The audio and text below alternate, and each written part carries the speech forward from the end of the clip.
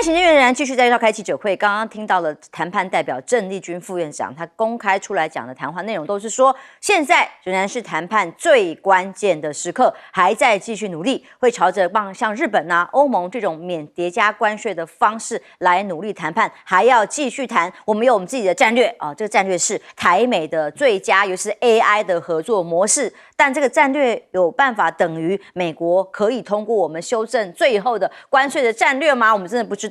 但其实关税已经实施了20+N， 不管是从底的10、15加20上来，可能是30，接下来就已经正在被苛征啊。那刚刚他说还会继续再找相关的部门想出其他应对的方法，不知道还要等多久。但今天当然也有一个消息很特别，是川普突然自己在深夜的时候发了一个文在 Truth 上面他说感谢习近平，到时候呢特别点名这个美国的部分特别感谢习近平将会采购4倍数量的大豆但是这样的说法，分析师就评论中国大陆直接要采购美国的这样大的数量，它是不太可能，我不知道。但川普就突然半夜这样发文了。那川习会前提是北京要促美解禁 HBM 这个叫高频宽的记忆体，因为呢，先前在辉达进口NH20到中大陆市场的时候，这个是他说服川普给的决定，但看来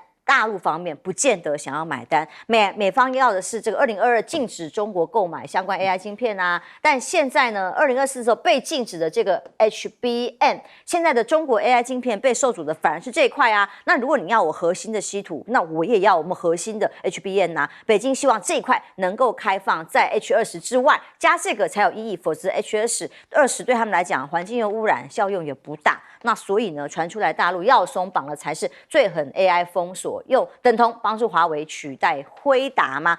美方专家说，如果真的川普愿意放宽 HBM 出口的话，就形同助力华为取代的这个产业上的辉达的系统，那对中国 AI 产业是一份大礼。接下来就看川普会怎么做，大豆换 HM 吗？我不知道 HBM 吗？不知道啦。但一元谈天央视的这个视频里面特别讲，美国给晶片安后门。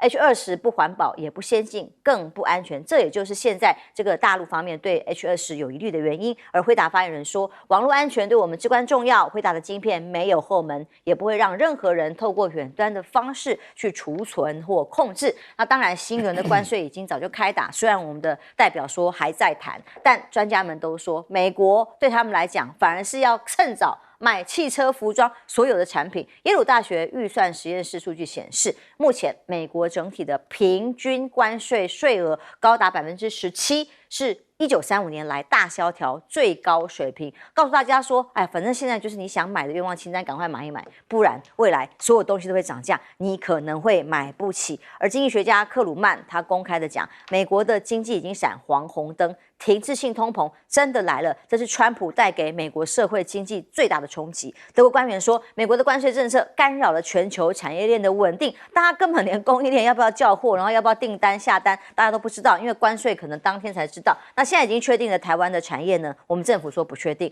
但德国说美国的这个做法呢，会阻碍整个全球更设置关税，阻碍所有的技术进步。美国会大胜吗？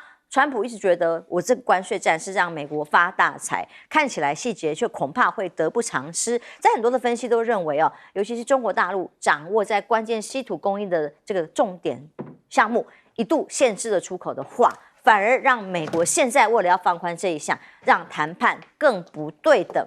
既然有对方有的你没有办法，很关键被掐了喉咙，接下来谈判内容难道真的是大豆换一换就可以吗？川习会是不是要见面了？习近平在内部有一些整顿的这个消息传出来。《华尔街日报》报道，有一位中共的中联部部长刘建超突然消失了，是遭到调查吗？他在7月底一个访外的行程结束，回到北京之后就没有再公开露面。现在传出来，他可能有10天左右的时间已经被解职以来涉及外交外交官最高层级的调查，也是继秦刚以来在外交系统上出现的可能有问题被调查的内容。那根据法新社、路透社都向中国外交部去查询传闻，没有得到回复，而微博这项消息也被封锁哦。那么中华人民共和国外交官刘建超是谁？他过去曾经是这个外交部长热门人选啊，自身很爱打高尔夫啊，儿子还在美国金融界工作啊。那出任中联部长是2022年的事情，随后还被拔擢中共的中央委员会。在这种出访里头，因为跟西方的互动很多，有一度都被华府认为基本上是已经被告知，这种讯号就是他即将成为下一任的外交部长。没有想到现在却出现，是不是被调查当中不见了呢？那当然。这样比较之下，看起来王毅还是唯一能够最代表外交系统的人员，也是鹰派的代表。例如他过去喊中美没有在谈判，妥协只会让霸凌得寸进尺等等的，会奉陪到底啊。那以现在的氛围来讲，美中正在进行有可能的接下来更多的和谈嘛。亮哥，这个H20啊，就是那个 NVIDIA。大陆认为那个不是什么高阶的晶片啊，这个大概是英伟达产品里面的第4级啊。那中国大陆本来想买的是 H100 的算力是 H20的12倍，你就知道差多远了。然后现在又被人家查出来说 H20可以做远端定位，那也可以做远端关闭啊。这个更严重，所以中国大陆那个国家网信办要约谈那个辉达的相关人员，就是这样啊。那而且有个别的大陆官员已经跟那个业者说不要买，尽量不要买。所以黄仁勋啊，这个算盘可能不尽如意啦啊，因为 GPU 就广义的。它也是演算晶片嘛，可是因为美国死盯着 GPU 嘛，它是人工智能晶片嘛，所以美国政府也在要求它要加上定位装置，那这个中国大陆就是不能接受啊。那如果这样的话，那中国大陆就是宁可慢慢等华为的晶片能够量产啊，就这样啊。那因为华为如果是就 H20来讲，它也快要做出来了啦。那现在只是产量不够啊，就是这样啊。那至于 HBM 啊 ，HBM 就是高速的频宽，这个怎么说呢？就是记忆体，就是它是一个记忆体啦，它没有像演算晶片这么复杂啊。那中国大陆这个可能落后美国大概有3年左右，那可是它需要大量的频宽嘛。像美国比较新的 HBM3，那就可以立刻供应这个1.2 TB 的频宽，都相当大啊。就是这个，所以中国大陆现在也相对在提要求了，因为现在美国有很多东西真的卡在大陆的手里了。这个我们讲稀土那个永磁材料只是其中一个啊。那目前军工是全部都被禁止。所以美国要不要跟中国大陆好好谈一谈啊？我认为中国大陆是倾向不给了，而且中国大陆还在发掘它其他供应链上，比如说它占比在50-60以上的产品，那本身也会变成筹码啊。所以中美这2个国家其实会越来越复杂了。就贸易的部分啊，就耗着慢慢谈了啊。因为我现在就发现只有2个国家，这个美国愿意给更多的弹性啊，一个就是墨西哥，一个就是中国。因为中国的工业产能，还有墨西哥在汽车跟汽车零组件的产能实在太大了，美国撑不住了，所以就暂缓，再延3个月，可是科技战的部分就非常尖锐。好，大使，我们现在看到在美中接下来很可能马上就有机会要真的2位领导人见面，但川普总是在半夜常常发文，突然冒出一个感谢习近平的发文，也让他觉得是有什么弦外之音吗？对，我想应该是双方各有妥协啦，就是说我多买一点这个，你就多开放一点这个啊。基本上这个川普最喜欢就是各国买它的东西。那他现在目前对中国大陆的政策的核心就是要开放中国，打开中国的大门。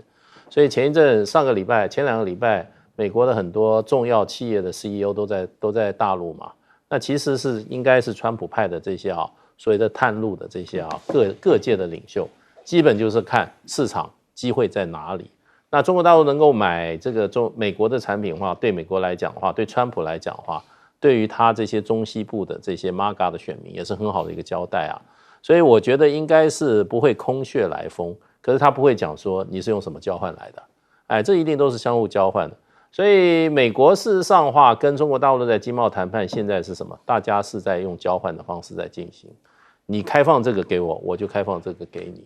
而且中国大陆手上有很多是美国要稀土之外，还有中国大陆这些对美国农产品，还有很多不牵涉到国安的这些产品的这样大量的采购能力。所以我觉得川普不3不5时就放出一些这些消息出来那一面表示说他跟中国大陆交往对美国还是有利的。那不过回过头来，就是中国大陆现在对美国来讲也是等于说是主动出击，我希望你开放这个，我希望你做这个也是都是怎么讲呢？也有一个采购单，那采购单也要美国做让步的。那事实上这个提点那个就是说这个最宽屏的这个记忆晶片 HBM。事实上有一个消息说，明天因为中国大陆也现在有一个重要的有关 AI 的金融应用上面的研讨会听说华为明天在上面要公布一个所谓的技术突破。这个技术突破也就是用演算法的方式，那么在整个建构 AI 大模型的部分时候呢，对于 HBM 这样子的晶片，就是说所谓的储存晶片那么的依赖度会降低。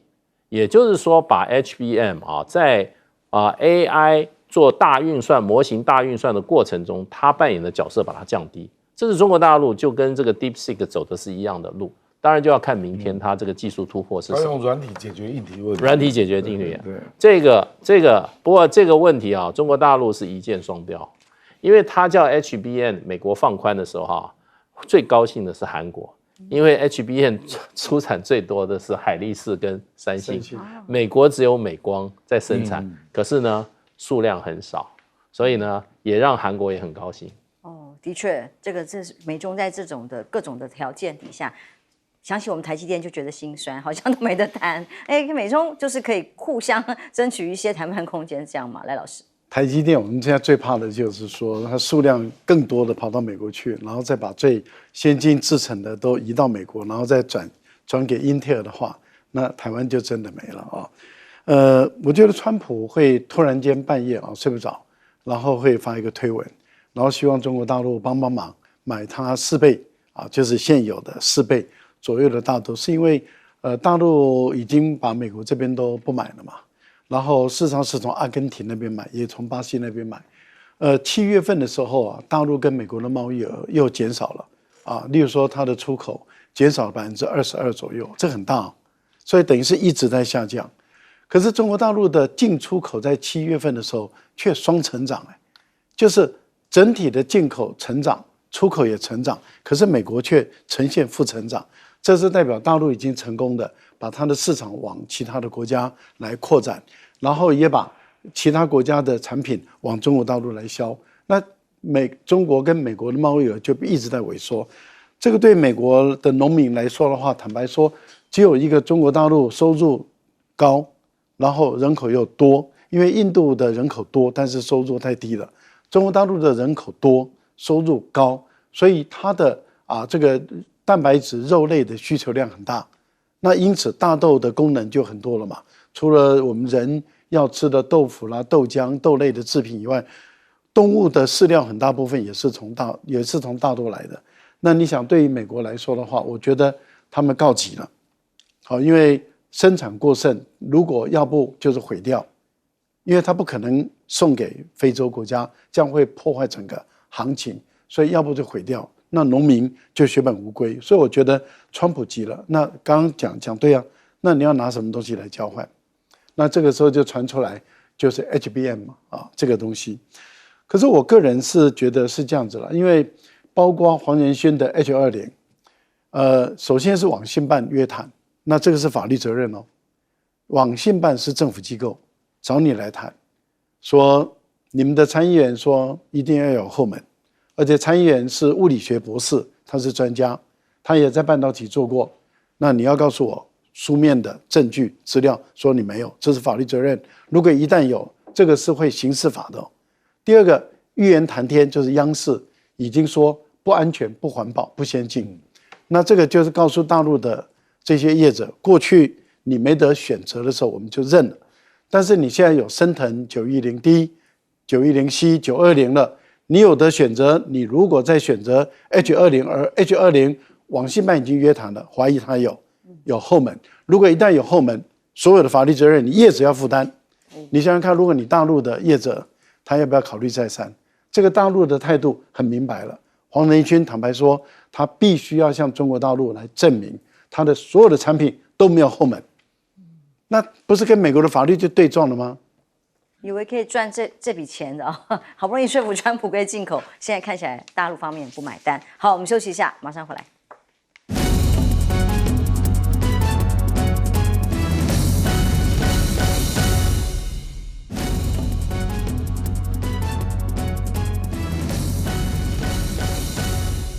俄乌战争到底有没有机会真的结束呢？3年多了，乌克兰还在战火当中。现在说要普会，就马上就要登场的15号，到底有没有机会让泽伦斯基参加？一开始怎么讲都是俄美两个人自己谈，有没有乌克兰的角色呢？昨天这个媒体报道说，有官方人员表示，哎呀，极力正在邀请。今天是副总统 Vance 正式说话了，他说呢，美国会安排泽伦斯基加入双普会，但是宣布不会再资助乌克兰了。就这个3方对话要谈这个战争如何结束，但是就是乌克兰好，你来谈，但我们要再给你钱了啊，你的武器啊自己想办法。我们希望促成和平解决，停止杀戮。那欧洲6国呢也联手施压川普，说要让乌克兰加入美俄峰会啊。那欧洲国家能不能参加呢？甚至乌克兰方面也说啊，如果没有欧洲人参加的话，也没有乌克兰人参加的话，各种的安排他们不会接受。毕竟这些欧洲国家平常都要买单的啦，这些乌克兰的所有的战火的军品啊跟支援啊，那难道他们没有资格说话吗？而川普会普京现在被说出来有开出3大停火条件。这个俄罗斯方面很具体啊，第一个要求俄乌完全停火才能领土和平谈判，第二个俄乌双方的任何领土交换都必须是互惠的，这个是美国说的，代表着乌克兰撤出部分区域的话，俄罗斯也必须从其他区域撤军。第三个，承诺为乌克兰提供安全保障，包括加入北约组织的可能性。那问题是，俄罗斯就是不要嘛，尤其是普会在其欧洲领袖都希望挺乌克兰去抵抗俄罗斯，这是过去以来的措施，但在川普的字典里不一样。和平之路没有乌克兰参加的话，那这个谈判的结果又算什么呢？川普的这样的做法啊，德国总理假定泽伦斯基出席，欧盟外交首长是说，任何协议必须要乌克兰跟欧盟的参与。那普京的暗藏剧本呢，则是另外一个版本。普京表示，甚至媒体说他根本不想停战，是《纽约时报》揭露的3大谈判剧本。第一个，跟川普达成有利的协议，美方对基辅施压来执行。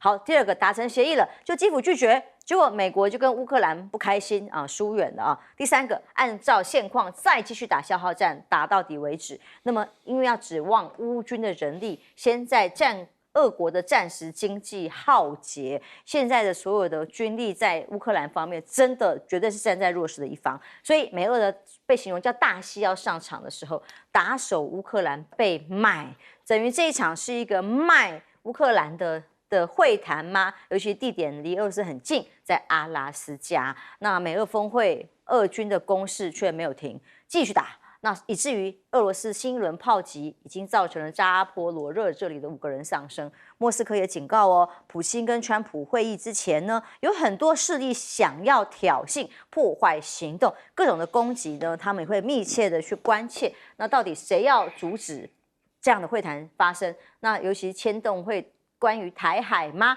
这个是共和党的议员说的。他说，美俄会谈在即，如果牵动接下来的乌克兰被卖啦，或者有什么结果啦，普京如果得利太多了的话，下一个遭殃的会是台湾。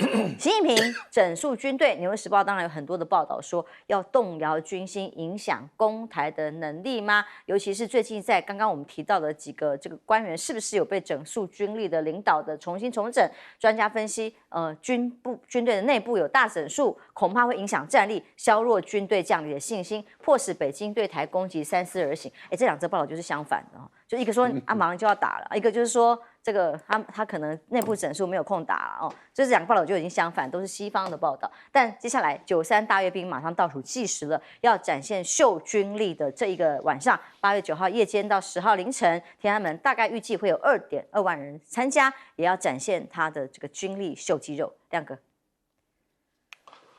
这个大概会分2阶段来谈不过我觉得川普下了很大的决心不然他没有必要把普京邀请到阿拉斯加了。本来是传说要在阿联酋嘛那如果他是把他邀请到阿拉斯加，我觉得他就是要有一个里程碑的协议不是说一次搞定是说这个框架大概就是未来俄乌要进行的逻辑了那目前大概是这样是有第一步跟第二步。第一步就是乌军先撤出顿涅茨克，那俄罗斯就在所有的战线都停止这个叫冻结冲突了可是俄罗斯说不能只有这样如果这样那这个叫无意义的停火嘛，那火随时又会再烧起来所以接下来就要进入实质谈判。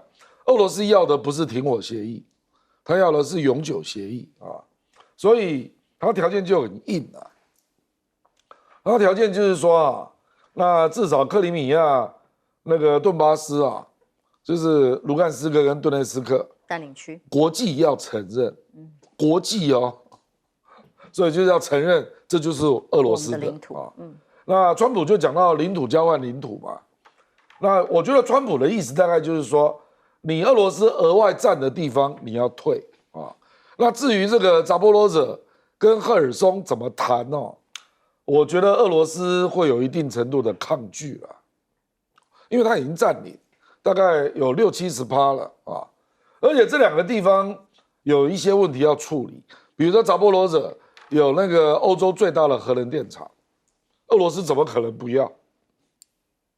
所以一种可能性是我美国人来代管电给你们好不好这个真的就是川普的提案就美国来代管电力就分配给俄罗斯跟乌克兰那另外一个是赫尔松，因为赫尔松克里米亚的水跟电都来自赫尔松，所以我认为因为俄罗斯很重视克里米亚嘛，所以我觉得他不太可能对赫尔松的水电不在乎了那另外一个就是他要求美国，就是美国跟西方包括这个韩国日本要取消对俄罗斯的制裁，那川普就趁机说那可以解冻你的外汇3000亿美元，可是你要拿出500亿给乌克兰协助重建我认为这个对俄罗斯算小事如果那个顿巴斯领土可以得到国际承认，那是多大的利多对不对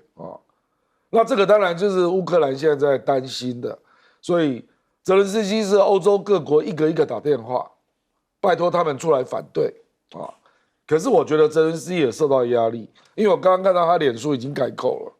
改口了吗？泽连斯基改口说美国所建议的所有的停火协议我从头到尾都支持泽连斯基突然改口我认为一定是美国给他压力。受到了什么威胁？我认为那个威胁就是我不惜把你换掉没有错这也是当时俄罗斯要求的，那美要求他国是有下台美国是有手段的啦，你不要小看美国啦。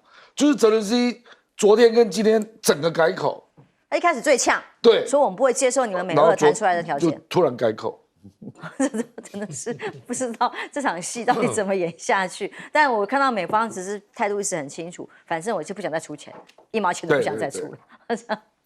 对这里面最敏感的就是领土交换，就是说川普也讲的不多，他说我们会有一些领土交换，很复杂，就这样。那听说这个8号的时候，事实上魏科夫也是川普最亲近的他的一个亲信啊，在克里姆林宫，俄罗斯交给他一份这个停火方案。这里面刚刚就是说讲的蛮清楚的，第一个就是顿巴斯地区乌军要全部退出来。顿巴斯有2个州，一个叫卢甘斯克，一个叫顿内茨克。卢甘斯克事实上俄罗斯是完全占领，而且呢还有多出来一点。卢甘斯克跟这个隔壁州俄罗斯也占了一点。那另外还有就是这个顿内茨克，现在俄罗斯实际掌控大概是75%，大概还有25%还是乌克兰的。这里面就包括红军城，还有这个斯拉维扬斯克这些战略据点。那现在看起来，普丁的意思就是说，那个25%的那个里面的土地这个乌克兰军队要撤走。那这个就牵涉到这个领土交换。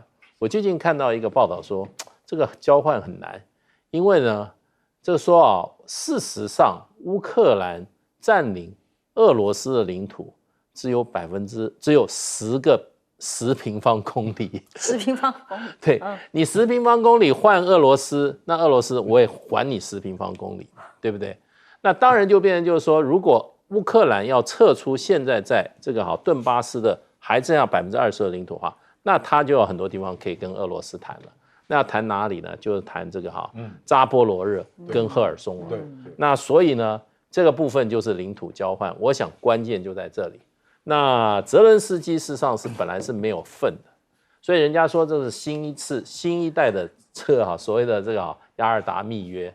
所以呢，现在让他参与的话，他搞不好他会把这个事情怎么讲呢？他反而妥协的空间会比较大。不过这个是21世纪雅尔达密约。现在反川普的是说是慕尼黑会议慕尼黑会议，反正就是你自己的土地被别人来决定是你的还是别人的。如果是我们的话，就谈说我们保密协定不能告诉你，泽连斯基要参加。现在美国为了要川普希望他的这个磋商，他的谈判能够完成能够有一个划时代的历史意义所以他的做法就是把相关的当事方的声音把它消除掉，这叫做消除杂音。所以你看，乌克兰在东欧，所以欧洲是相关的当事方。欧洲这么多的国家他们不能够参与，都整个欧盟的27个国家被摒除在外，给了好多钱对，给了很多钱，给了很多武器欧盟被排除在外，英国被排除在外，所以欧洲的相关国家都被排除在外，这第一个。第二个，乌克兰被排除在外。那目前又有声音说，或许未来他可能可以参加，但是我个人的推断是，说不定这个参加是更坏的事情，就是被迫去签字的。那如果只是被迫去签字、买单、认证，那他就是一个叛国贼了，典型的叛国贼了。那他怎么去面对于欧盟的那些人？他怎么面对于乌克兰的其他的人还有美国有个民调非常特殊，就在于川普宣布跟普丁要见面之前，突然间有个民调公布做出来了，说这个乌克兰的70%以上的人，他们都主张那个停火休战，甚至领土部分的让渡也是可以接受的，好像都在营造一股氛围。好，那这个都是很有意思这些所有的做法都很有意思。盖洛普的民调，对不对？盖洛普的这个，而且这时机点挑得非常的好那你看，然后到最后我们来看看，那俄国的条件是什么？而且俄国的条件是始终如一，从未改变。第一个，我占有的土地就是我的然后底线是克里米亚半岛国际承认，那主要指的就是欧洲、美国、乌克兰要承认，永远是我的了。这个在历史上争议比较少，因为它本来就是俄罗斯的，对，它是在赫鲁雪夫是乌克兰人当苏维埃的总书记，他才把这块土地划给这个乌克兰，但是当时的乌克兰也是苏维埃的一个成员，所以看起来是领土管辖权不一样而已嘛，就好像澎湖把它划给嘉义去管理好了，那就变成，然后假设有一天突然间嘉义独立了，现在台独不是很喜欢搞独立吗？那嘉义独立了，他们就说澎湖是嘉义的，澎湖说岂有此理，我怎么会是你的？我是台北的，然后就变成吵起来了嘛。好，这是题外话。好。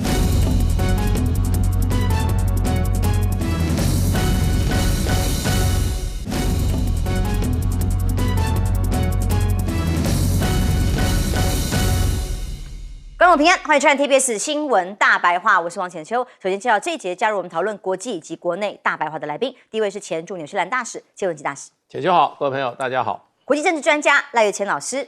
主持人好，观众朋友大家好。郭正亮亮哥随时待会儿加入我们哦。待会儿3点钟，当然随时行政院刚刚临时发布要召开一个关税有关的记者会，大家也要掌握一下，到底行政院能不能给国人一个全面的讯息不要再只是片段的谎言了哦。那从8月开始，民进党政府面对的，尤其是赖清德本人来讲，一连串的包括灾情、罢免跟关税，那在罢免就跟土石流一样的，直接被 KO， 但是关税来了也说得不清不楚，还跟大家讲说20%是暂时是正面的讯息，就搞了半天是20+N。待会行政院可以帮他做出什么比较正面的解释吗？我不知道，但是大家觉得一个感受就是这样子哦。灾情来的时候每天只有大罢免，那大家都在淹水，屋顶没了，拿塑胶布盖，叫大家自己排，只有大罢免大成功，没有比大罢免更重要的事了。民进党是这样说的，但现在关税炸锅，很多的企业现在是不是有可能倒闭潮？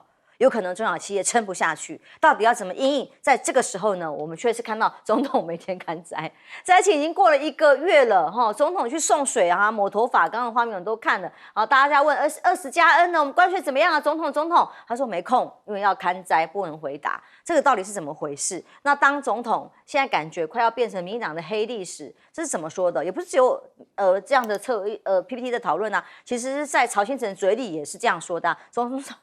曹先生也是觉得总统出来讲话啊，重点不到他的想要的目标啊，甚至 PTT 这样说。老实说，我现在真的看不懂他在干嘛。这几天民进党党内大乱斗，蓝白甚至也没做什么了啊，民党就已经从侧翼、关税、性平每个战场都自爆。感觉赖清德快要变成民进党的黑历史吗？还是控制不住内部连最基本的性平价值，这些人一路扶持上来的，不管王义川或沈伯洋，这些人才代表了民进党价值吗？当然，台风又要来了，赖清德总统面对的这个各种的灾情跟状况很多，而在杨柳台风的最新路径一看啊，大家很担心，因为呢登陆地点一变再变，本来是往南、往北、往南，那现在一直往南的偏移，尤其是往花东这里要登陆的话，那到时候穿新台过来。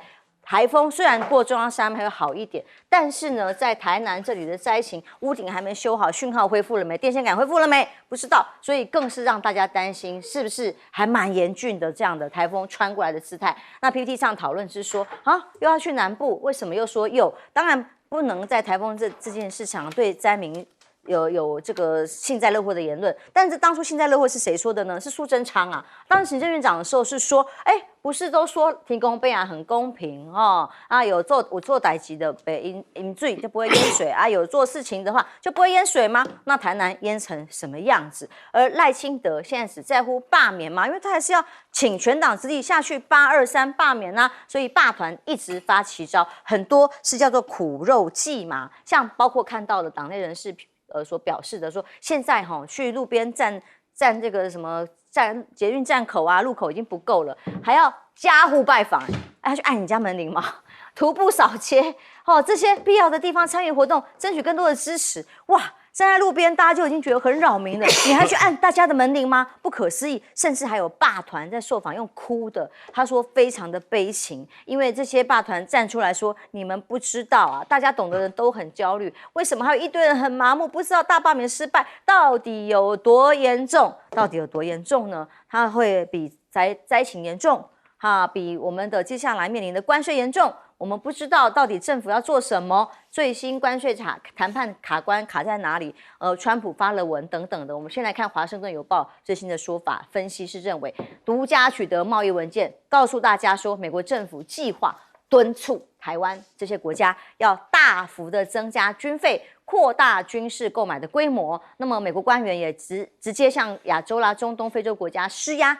要求包括了战略港口跟电信的监控网络去中化从其中呢，美国官员今年5月还对路透社表示，预期未来4年对台军售规模要超过川普1.0的记录，大概会新台币5466亿元的天价。那大家在喊的是，哇，天哪，我们的到底还有多少没有开放的？还有不知道农产品啊，什么各方面的免关税多少不知道，网友只能喊说门户洞开，还要割地赔款，回到慈禧了吗？被课重税还要花钱买他的军武，台湾把自己的路走死了，只能纳贡吗？那甚至大家形容叫做神隐大队，有赖清德，现在在看灾，不明白，没有行程又不行。那去行程就是到了灾区，然后不给问，再来郭志辉、卓荣泰。那待会儿卓荣泰是不是不神隐会出来开记者会？我们期待。但华油说关税谈判涉及台湾军购，美国国务院是不予评论的。但是呢，台美关税的说惊天巨变啊，大家在各种的分析底下认为要编多少预算呢？恐怕这个军购特别预算就要飙到9000亿元了。这样的天价，台湾还有多少在背后的各种的这个配套的措施需要配合美国还不知道。亮哥。我听说待会下午开3点钟就待会儿。听说是郑丽君嘛？哦，现在已经开始了，是听说是郑郑丽丽君，君，是。那不知道他等一下讲到重点可以插进来了啊。这个目前只有讲还在磋商啊，还在努力，还没有告一段落。我跟你讲啊，我刚刚也得到一些讯息了，就是说有人说今天就有一个中经院的，他就说。韩国也是叠加预算啊，我觉得真的不要这样骗了。韩国叠加预算没错，可是韩国2012年就跟美国签 FTA， 它到2023各种原有税率已经几乎都降到0了。所以你说没有错，它是对等关税加 N 啊，可是它的 N 几乎是0啊。所以我觉得我们真的不要用这种糊弄的语言来讲话了，这太糟糕了啦。比如说。美国跟以色列跟英国为什么也几乎是0？同样的逻辑嘛，所以我是觉得，坦白讲，这问题真的蛮严重的啦。因为我知道我们有很多传产啊，它的利润率没有超过5%本来你落后韩国5%就已经够严重了，你现在比如说工具机还要加4.7%，模具要加3.5%。就是很麻烦的事情嘛，那李赖清德这个时候，我记得当年 ECFA 啊，基本上大体已经知道了之后，那个时候办了16场同业的公听会，请问我们政府有搞这个吗？现在同业工会都不知道怎么办呢？即使你跟人家讲说啊，这个本来就要加上原有税率，好了，就算你是真的，那怎么办嘛？你告诉我怎么办？我跟你讲啊，光是工具机、五金扣件、水五金，还有模具啊，我只讲这4个产业，超过6000家。我还没有讲别的啊。所以我觉得这种啊，真是这个怎么还在搞救灾呢？现在是新的台风又要来了，不是吗？听说13号。1个月前的灾情，现在变成挡箭牌吗？现在的救灾已经可以请部长去处理了啦。李赖清德现在真的要做的，就是要开始经济部拿出对策，让各个同业工会知道他怎么办啊。比如说，他这个特别预算本来纾困只有800多亿，够吗？你恐怕要这样想问题啊。有人讲那个失业的冲击啊。昨天有人跟我讲说4万2，经济部估算4万2，郭志辉的估算你相信啊？怎么可能4万2？我刚刚跟你讲那4个产业就有6000家，什么4万2？我觉得现在台湾的问题就在于啊，人家都不知道这个政府在干什么啦。就是说我们以前也碰过很多的挑战啊 ，WTO 挑战也够大吧？现在大家都觉得怎么好像比当年的各种挑战都要严峻？为什么会有这种感觉？因为你觉得这个政府完全没进入状况嘛，就是这样嘛，那第一天还要来忽悠你，吴思瑶做代表说唯一没有叠加关税的只有欧盟。你讲这种话有什么意义呢？那日本后来也要到了，后来我去查，英国、以色列啊，还有比照欧盟的，还有包括欧洲的土耳其啊、挪威，然后我们再去问韩国，韩国跟台湾一样是叠加关税，可是人家叠加的大部分是零啊，你怎么可以用这种方式来忽悠大家嘛？现在要的答案就是我就是这个处境了，请问怎么办？你告诉我嘛，怎么办嘛？比如说工具机，你就是24.7啦，请问怎么办？你告诉我嘛。那韩国是15嘛，请问怎么办嘛？人家现在需要的是这个啊，对不对？这种问题我们怎么回答？这种问题当然就是政府才有能量嘛。我坦白说了，如果是沈荣津现在在当行政院副院长或者是经济部长，我认为都会比现在的称职的多。因为沈荣津是工业局长出身的，他一定会有很多业者的情报啦。哪里像你现在做成这样？郭志辉你是懂个鬼啊！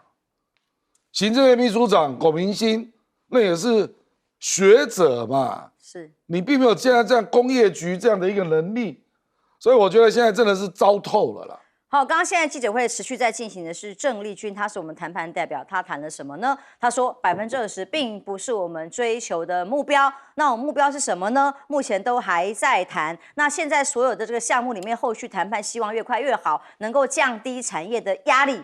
然后呢，我们已经实施啦，那产业已经20+N 了呀。其中我们看到这个名单里，记者会里面蛮厉害的哈，就是没有行政院长卓荣泰，刚刚讲的神隐团队还是没有，也没有经济部长啊，有谁？有行政院秘书长龚明鑫发言人，然后经贸谈判代表杨珍妮，然后呢，经济部次长何进昌，然后劳动部次长啊，都是次长。那原本的这个部长都到哪去？他们不能参加吗？经济部长再度的神隐了。而郑丽君现在所谈的大部分都是说，我们还在谈，还在努力，还没有结束。但其实美国已经开始实施啦。你要谈到什么时候，我们才能够被扳回一城呢？大使，这个是未知数，所以呢，画一个大饼，就跟他就是会画大饼啊。到时候丑媳妇一见公婆，都比让大家更失望。我们本来说再笨你也要死守住15%，你不要让台湾的这些传产通通垮光，那结果他没守住啊。对你我其实我现在觉得你今天你对美投资还有对美采购啊，这个有弹性，可是你这个15%关税你应该做什么？做你谈判的底线。你今天赖清德就应该跟郑丽君讲，你15%没守住，你就丢官了，那他就要想尽办法守住那15%。对，结果你看15%啊，搞到20%，我们产业界已经安红遍野了。结果又来一个然后还要再加上你的叠加关税。刚刚那个我们郭委员讲得非常清楚啊，韩国跟美国是有这个自由贸易协定，大部分的工业产品进美国本来都是0%了，零关税了。那本来我们要跟美国谈关税的话，就一定要比照日本、韩国的待遇。因为我们就跟其他国家比也没有意义啊，我们的基本上的我们外销到美国市场的品项跟这些韩国、日本是高度重叠的。那现在这样子一弄的话，那我们传产就全倒了。那这个政府你说你的辅导措施或怎么样啊，我想都已经杯水车薪了，这已经造成伤害了，没有错。你现在还要想把15%拉回，你要给它凹回来的话，也没有错。你有什么方法？你现在前一阵子不是他们自己一个学者说，你现在如果说要凹回来，关税凹回来，那你就变成什么？你其他项目要做更大的更大的对美国的贡献，那你的投资要增加，你的采购要增加，可能你新台币还要继续再继续升值都说不定啊。所以我觉得这个谈判啊，你让郑丽君这种文化部长边谈边学啊，这是拿台湾经济开玩笑嘛？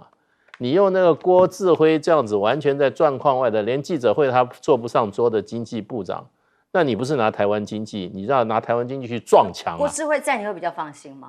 我好像也蛮难。没有啊，他就是没有办法上桌啊，他完全没有办法上桌啊。那你这个关键角色的人，你完全再不能发挥作用。他说有保证啊，一定比日韩谈得好。他就是一张嘴啊。是。那你知道郭智慧上来以后，经济部有3个次长直接提前退休了，你知道为什么？他官威太大了。他官威太大了，他训人啊，好像别人都是什么，都是他的幼稚园学生一样。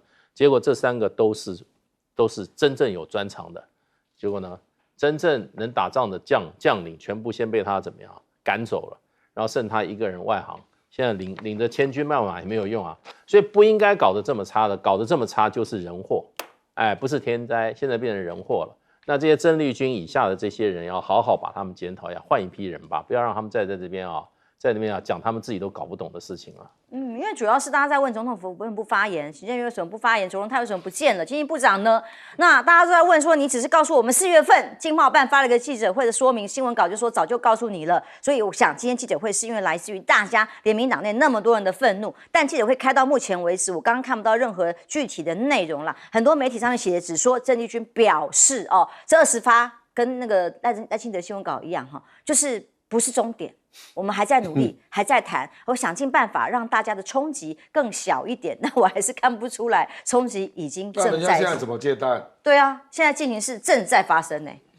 只要是坏消息赖清德就不见了，卓荣泰也不见了就底下人出来挡目前的情况是，民进党政府要告诉台湾的业者，还有台湾的这些业者的员工，还有他的家属，还有广大的台湾的民众，就是你要台湾的企业倒，还是不要它倒？你如果要它倒，你就什么都不用做，它自然就会倒。那如果你不要它倒的话，你要告诉他们，政府可以帮你们做什么。那你要告诉他们，政府可以帮你们做什么？你要先做一件事，就是你们需要政府帮你做什么，然后政府能不能做得到？不然的话，他要不就倒，要不就是离开台湾，搬到他觉得能够活下去、生存的一个地方。这个就是未来很有可能台湾的产业，要不就是空洞了，要不就是喊倒了。然后社会问题就更大了。那现在的情况是，关税已经开始实施了嘛？关税开始实施了，你讲的没有错啊。那厂商该不该接单？我们现在看的几个状况是这样子：韩国跟日本，因为如果大家都是15%，那我们最大的竞争对手韩国、日本、欧洲，我们的市场是美国，那美国是我们的市场，它15%，大家都一样的话，我们就没有什么好怕的你调高了15%的关税，既然大家都一样，大家都来拼嘛。可是问题是，如果不一样，假设欧洲是最好，然后韩国是次好，日本是再次好，然后台湾是最差，那我们还有什么办法来竞争？更何况韩国跟日本都有加入 RCEP 10+5台湾也还没有那换言之，也就是说，你民进党你要告诉台湾的企业厂商，你可以为我们的厂商，你还可以找到什么样的市场吗？东盟的市场你没有韩国、日本的优势，欧洲市场你没有优势，你要我们的企业往哪里走？我觉得这个部分里面，不要躲了，赖清德不要再躲了，卓荣泰不要再躲了，都站出来面对台湾的民众嘛。结果郑丽君到底说了什么呢？很多谈了，大家念了很多资料，可是我看到网友很多人讨论都是说，听君一席话，如听一席话，因为谈判过程无法揭露太多内容，担心会影响谈判结果。我们已经开始实行的这个结果嘛。休息一下，马上回来。